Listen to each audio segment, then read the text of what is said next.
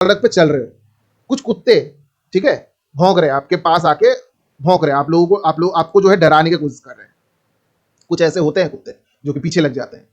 तो आप लोग अगर वहां पर दौड़ने का कोशिश करोगे, मतलब उनसे डर के भागने का कोशिश करोगे, तो वो ज्यादा से ज्यादा आपको डराने का कोशिश करेगा, भागेगा आपके पीछे। लेकिन अगर आप देखोगे वहां पर आप स्टॉप होकर खड़ा हो गया, अगर उसके सामने फेस टू फेस हो गए, तो वो कुछ देर बाद शांत होकर चला जाएगा। दोस्तों, क्रेडिट बी, ये जो लोन एप्लीकेशन है, ये सबसे बड़ा लोन एप्लीकेशन के नाम से जाना जाता है। लगभग 99.9% लोगों ने लोन लिया है।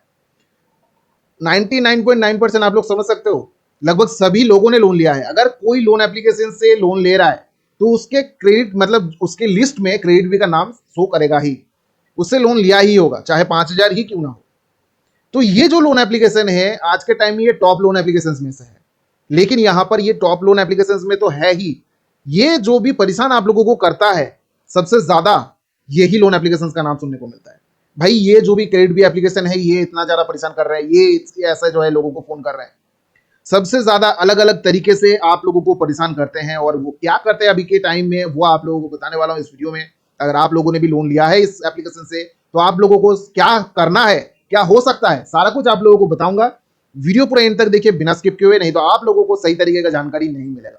दोस्तों, अगर आप लोग नए हो, अभी तक सब्सक्राइब बटन प्रेस नहीं किए हो, तो सभी से मैं रिक्वेस्ट करूं सब्सक्राइब बटन प्रेस करके बेल आइकन को जरूर प्रेस करें। इससे क्या होगा, जो भी लोन रिगार्डिंग इन्फॉर्मेशन आप लोगों के साथ शेयर करूंगा, इंस्टेंटली आपको नोटिफिकेशन में मिल जाएगा। दोस्तों, ये जो भी टॉप लोन एप्लीकेशंस का नाम मैंने आप लोगों को बताया, सबसे पहला नाम में यही आएगा। अगर आप लोन के लिए सर्च करोगे तो टॉप में आप लोगों को ये लोन एप्लीकेशन का नाम देखने को मिलेगा, जो कि क्रेडिट बी।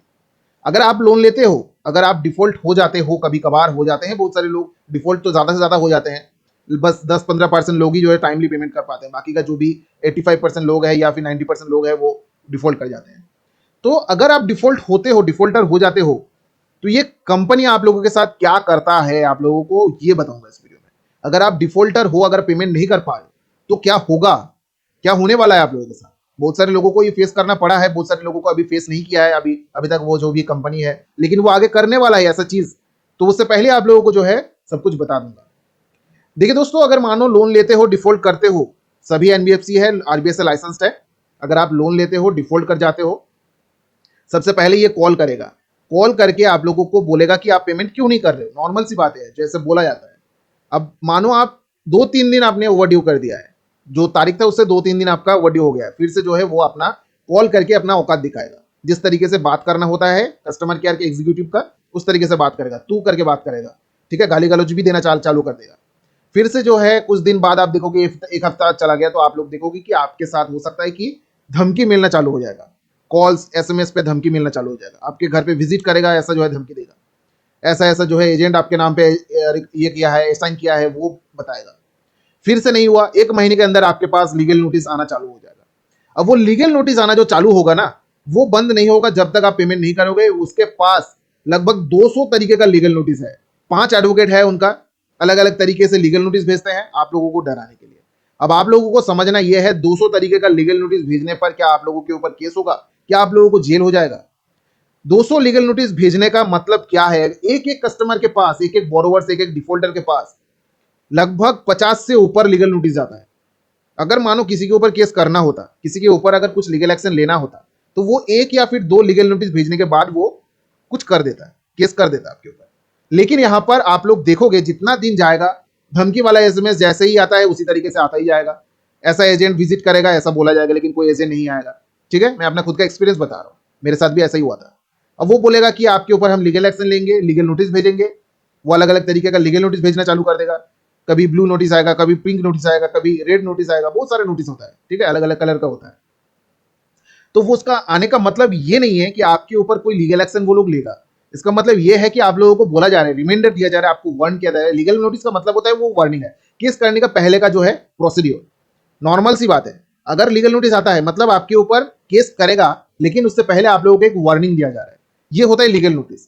क्योंकि डायरेक्टली किसी के ऊपर केस कर नहीं सकता कोई भी, ठीक है, ये कंपनी है, किसी को चांस दिया जाता है सबसे पहले, लेकिन ये लोग चांस देता है आप लोगों को, केस कभी नहीं करता है। आप लोग देखे होंगे कि आपके पास लीगल नोटिस आ रहा है, आ ही जा रहा है, 10 लीगल नोटिस आ गया एक ही टाइम पे, 10 लोग लीगल नोटिस आ गए। ये 10 लीगल नोटिस भेजने का क्या मतलब है, ये सिर्फ आपको डराते हैं कि भाई लीगल नोटिस आ गया आपके ऊपर, हम ये करेंगे, ये लोग लीगल नोटिस आ गया ये करेंगे। अब आप लोग डर जाते हो। अब ये डर का ही फायदा उन लोगों को होता है कि आप लोग डर के मारे गलत कुछ चीजें कर देते हो कि एक लोन का चुकाने के लिए दूसरा लोन ले लेते हो, जो कि बहुत बड़ा गलती है। लोन तो लिए हो, सबसे बड़ा गलती है ये। अगर आप लोन चुकाने के लिए दूसरा लोन ले रहे हो उसको बंद करने के लिए, तो वो तो बहुत बड़ा हो रहा है ना गलती। आपका 10,000 का ओवरड्यू है, दूसरा लोन ले रहे हो 15,000, 20,000, 30,000 का। अब वो 10,000 चुका दिया आप वहां पर, लेकिन यहाँ पर 30,000 तो ओपन हो गया ना। अब ये 30,000 कहां से चुकाओगे? उसके लिए आप लोगों को 1 लाख का लोन लेना पड़ेगा क्या? अब ऐसे ऐसे करते आपका बड़ा अमाउंट हो जाता है, तब क्या होता है, आप लोग मुसीबत में और ज्यादा धंसते जाते हो। तो यहाँ पर कुछ भी करे वो लोग, आप लोगों को बस एक ही चीज करना है। आप लोगों को आंख कान मुंह सब कुछ बंद करना है, आपका काम खुद का करना है। किसी भी चीज को एंटरटेन करना नहीं है, ना कॉल्स को रिसीव करना है, ना लीगल नोटिस को आपको एंटरटेन करना है। फाड़ो फेंको जला दो, वो आपकी मर्जी है। ना एसएमएस का जवाब देना है। कोई भी एजेंट विजिट नहीं करेगा, क्योंकि मेरे घर पे कोई भी एजेंट विजिट नहीं किया था, ठीक है। और साथ ही साथ कोई लीगल नोटिस भी नहीं आया था। शायद वो लक भी हो सकता है, या फिर जो भी है एड्रेस ढूंढ नहीं पाया, ऐसा भी हो सकता है। तो लेकिन ऐसा भी होता है कि क्रेडिट बी का जो भी एजेंट है वो घर पे जाता है, ऐसा नहीं कि नहीं जाता, 50-50 होता है। डरने की जरूरत नहीं है। आप लोगों ने लोन लिया है, आप लोगों ने ऑनलाइन लोन लिया है, आप लोगों को ऑनलाइन ही पेमेंट करना होगा। ये एजेंट आएगा, कुछ भी बोलेगा, ऐसा भी गाली गलौज करेगा, आप उनका स्टेप्स, मतलब अपने खुद से आप स्टेप्स ले सकते हो। कोई भी डरने की जरूरत नहीं कि आप लोगों को ऐसा चीजें बोल रहा है, आप डर गए, आप डर के मारे कुछ कर दिए। करना नहीं है ऐसा कुछ। बस उनका काम होता है वो डराना, वो काम कर लेते हैं, ठीक है। उनको भी गाली पड़ता है कंपनी की तरफ से, वो गाली देता है, वो गाली खाकर आप लोगों को वो गाली देता है, ठीक है। अब यहाँ पर आप लोगों के ऊपर कोई भी कंपनी बैठा हुआ नहीं है, आप लोग फ्री हो। लेकिन उनके ऊपर आरबीआई है, कंपनी है, उनको थोड़ा सा गाली गलौज देता है, आरबीआई के थ्रू गाइडलाइंस है, फॉलो तो कोई करता नहीं है। तो कंपनी का बात सुनता, कंपनी के अंदर काम करता है, उनका सैलरी होल्ड हो जाएगा, तो वो उसी तरीके से काम करेगा। लेकिन आप लोग यहाँ पर, आपके ऊपर कोई भी आरबीआई का गाइडेंस नहीं है, आप लोग इसका खुद का स्टेप्स ले सकते हो। फिजिकल होना नहीं है, कोई भी मारपीट करना नहीं है, कुछ भी करना नहीं है। हाँ, मुंह से गाली दे सकते हो, ठीक है। आपका पुलिस स्टेशन जो है नियर, वहां पर जाके कंप्लेंट कर सकते हो, वो आरबीआई से आप लोगों को परमिशन दिया है। अगर पुलिस स्टेशन में कंप्लेंट नहीं लेता है तो सिविल कोर्ट में जाके आप लोग वहां पर कंप्लेंट रजिस्टर कर सकते हो उस एजेंट के नाम पे, लेकिन आप लोगों को प्रूफ रखना पड़ेगा। कोई भी एजेंट अगर घर पे टपक जाता है तो वो आप लोगों को सबसे पहले फोन के थ्रू रिकॉर्ड करना पड़ेगा बात करते हुए। अगर कुछ भी बदतमीजी करता है तो उसको रिकॉर्डिंग में वहां पर आ जाएगा, ठीक है। तो वो एक एविडेंस के थ्रू आप लोग केस रजिस्टर कर सकते हो। लेकिन यहां पर आप लोग अगर सोच रहे हो, आपके दिमाग में अगर ये है कि अगर आप पेमेंट नहीं करते हो तो ये आपके ऊपर कुछ करेगा ऐसा कि आप लोगों को जेल हो जाएगा, आपके घर पे पुलिस आ जाएगा, ऐसा कुछ भी होता नहीं है।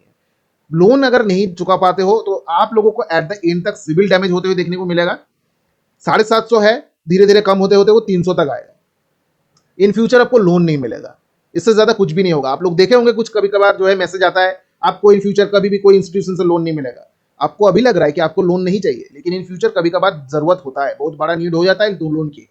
तब क्या होता है, सिविल रिक्वायर पड़ता है, आप सिविल में जो है ओवरड्यू शो करेगा और आपको लोन कहीं से नहीं मिलेगा। बस यही दिक्कत आप लोगों को होगा, इससे ज्यादा कोई भी दिक्कत होता नहीं है। आज के टाइम में 2019 से 2024 तक किसी के ऊपर कुछ ऐसा लीगल एक्शन नहीं हुआ कि उनको कोर्ट तक लेके गया है, जेल हो गया है, ऐसा कुछ भी हुआ नहीं है। लीगल नोटिस आता है नॉर्मल सी केसेस में, ठीक है।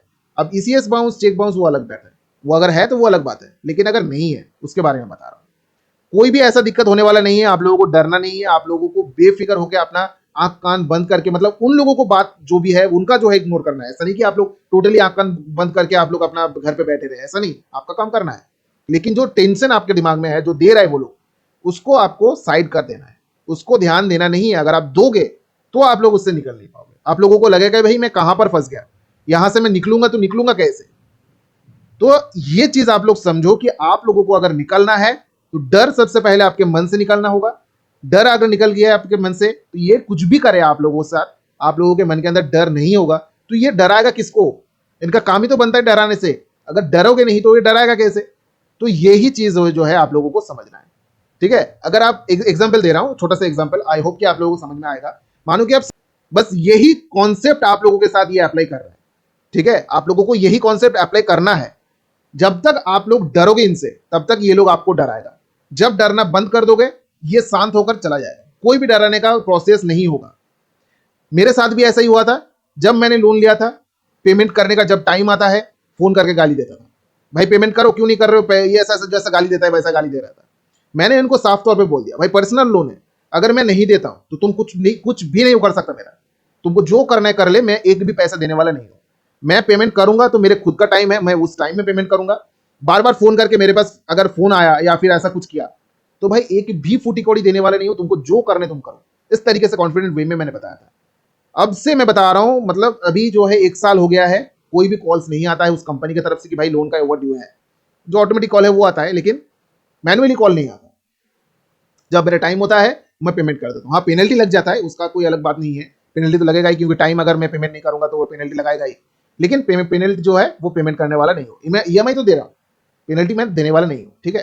तो आप लोगों को मैं ये एग्जाम्पल के थ्रू बता दिया कि अगर आप डरोगे तो वो डराएगा, नहीं डरोगे तो वो नहीं डराएगा, सिंपल सी बात है। तो दोस्तों, आई होप कि इस वीडियो से आप लोगों को सही तरीके का इन्फॉर्मेशन मैं प्रोवाइड कर सका हूं।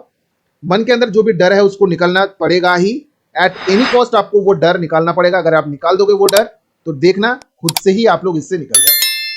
दोस्तों, तब तक के लिए चल रहे, टेक केयर, जय हिंद, जय भारत दोस्तों।